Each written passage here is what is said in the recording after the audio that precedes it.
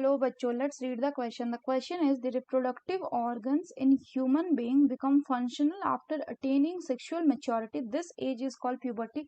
Puberty in male is attained at an age of 13 to 14 years, while in female it is attained at an age of 11 to 12 years. Changes in the body at puberty, such as increase in breast size in girls and new facial hair growth in boys, are the sign of sexual maturation.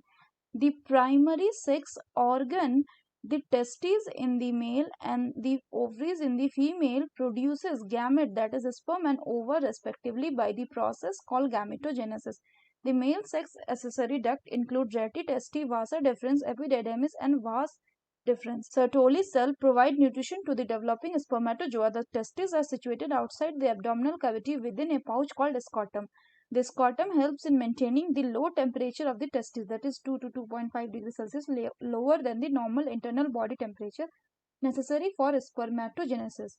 Question पूछ रहा है कि testis in male and ovaries in female produces respectively, A में है ovum and sperm, B में है ओवा and spermatozoa, सी में है oogonia and spermatozoa and D में स्पर्म एंड ओवम. तो आइए देखते हैं हम इसका की कंसेप्ट. तो अगर हम बात करें बच्चों इसके की कंसेप्ट की, तो इसका की कंसेप्ट हो जाएगा testis and ovaries.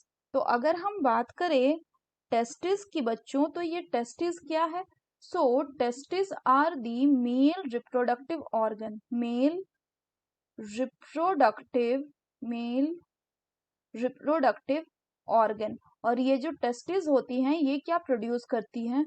So they produces sperms by the process of spermatogenesis. वहीं अगर हम बच्चों बात करें ओवरीज की, तो ओवरीज क्या है? So ovaries are the female reproductive organ, female reproductive organs. और ये क्या प्रोड्यूस करती है? ये आपका प्रोड्यूस करती है ओवा.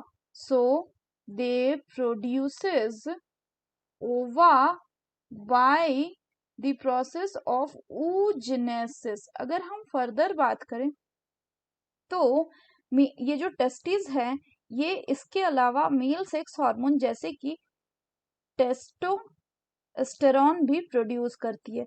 वहीं अगर हम इसकी बात करें फीमेल रिप्रोडक्टिव ऑर्गन यानी कि ओवरीज की, तो ओवरीज जो है बच्चों ये आपके दो फीमेल हार्मोन प्रोड्यूस करती है. एक होता है ईस्ट्रोजन एंड दूसरा होता है आपका progesterone.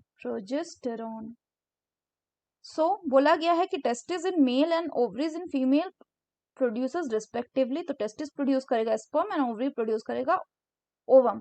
So the correct option will be option D, that is sperm and ovum. So that's all for the question बच्चों. Hope you understood it well. Best of luck.